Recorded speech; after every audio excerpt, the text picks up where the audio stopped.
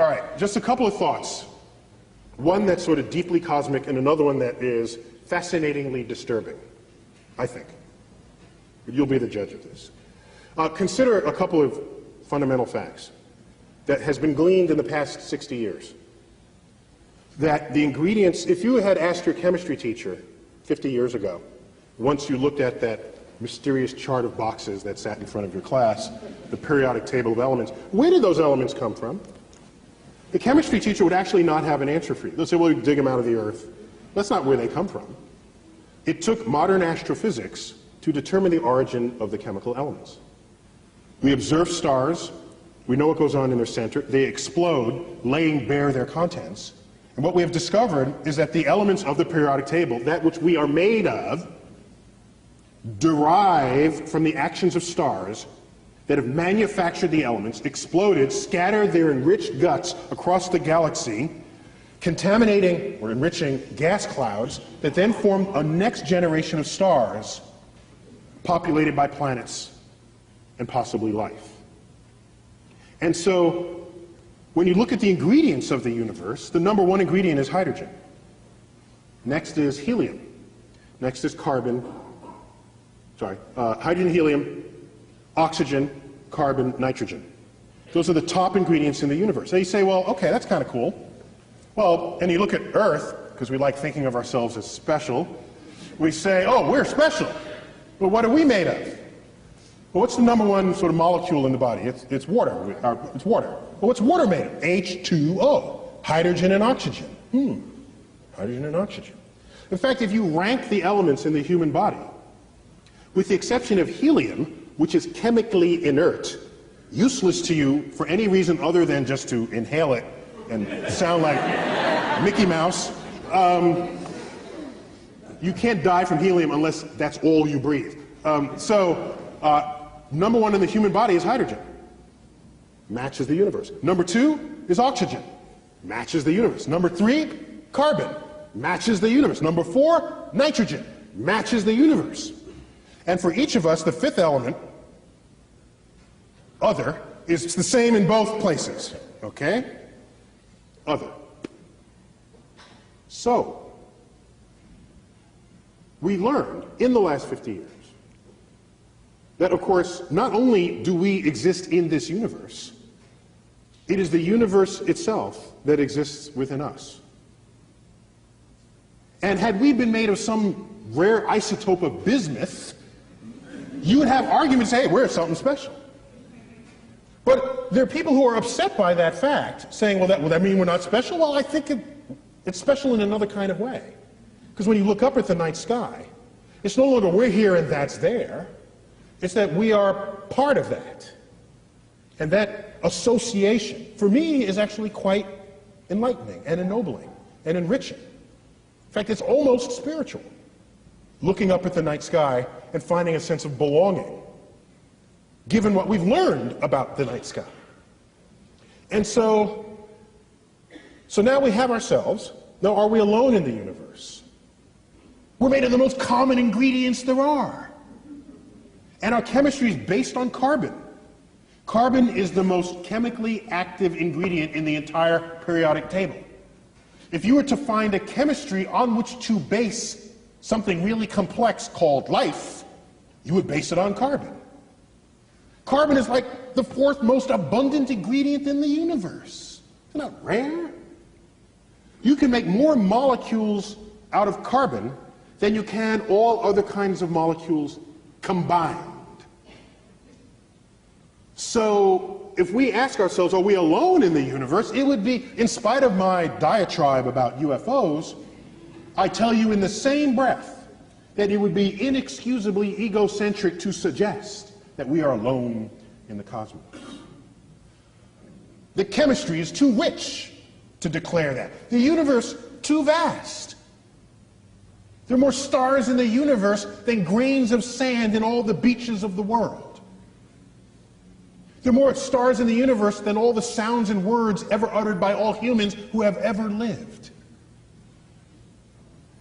To say we're alone in the universe. No, we haven't found life outside of Earth yet. We're looking, haven't looked very far yet, Galaxies this big, we looked about that far. But we're looking. And how about life on Earth? Is it hard to form? Just because we don't know how to do it in the lab doesn't mean nature had problems. So it may be, given that information, that given the right ingredients, which are everywhere, life may be inevitable, an inevitable consequence of complex chemistry. If that's the case, we look around our own solar system, we look at Mars. All the evidence suggests that Mars was once a wet, fertile place, an oasis. There are dried riverbeds and floodplains and river deltas and meandering rivers. It's all bone dry now. Something bad happened on Mars. Some knobs got turned in its environment that left it the way it is right now. Some bad knobs got turned on Venus, too. Runaway greenhouse effect. You saw the clip on that. 900 degrees Fahrenheit on Venus. Some knobs got turned there, too. People say, why spend money up there when we spend it? Because up there we might learn about down here, okay? I don't want a runaway greenhouse effect here. Venus is the best example in the solar system of a planet gone bad. Let's learn about that first. So, it turns out we learned that asteroid impacts, when they hit, can cast rocks in their surrounding areas into space with escape velocity, so they never come back to the planet from which it was launched. If Mars was wet and fertile before Earth was, as all evidence suggests, and if Mars had life before Earth had life, it is possible for there to have been bacterial stowaways in the nooks and crannies of the rocks that were cast into space. There's some hardy bacteria that we already know exists on Earth. Survives extreme temperatures, pressures, freeze-dried, reconstituted, radiation. The hostile environment of space would be nothing to some of these bacteria. It may be that life on Earth was seeded by bacterial stowaways on rocks that were cast free from Mars. This is a plausible scenario that's called panspermia, the transference of life from one planet to the next. If that's the case, that makes all of us descendants of Martians. I want to alert you in advance. Now, let me give you a disturbing thought. A fascinatingly disturbing thought, and we'll leave you on that note.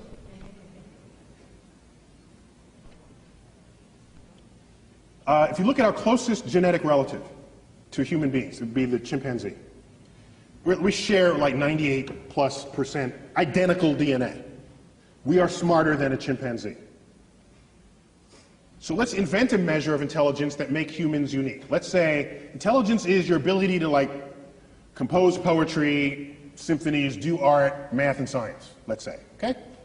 Let's make that as the arbitrary definition of intelligence for the moment.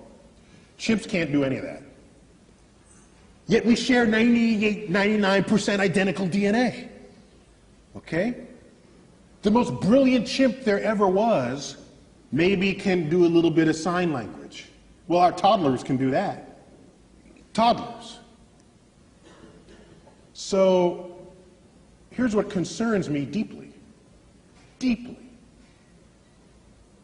Everything that we are that distinguishes us from chimps emerges from that 1% difference in DNA. It has to, because that's the difference. The Hubble telescope, these that's in that 1%. Maybe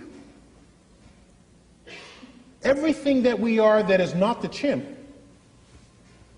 is not as smart compared to the chimp as we tell ourselves it is. Maybe the difference between constructing and launching a Hubble telescope and a chimp combining two finger motions as sign language, maybe that difference is not all that great.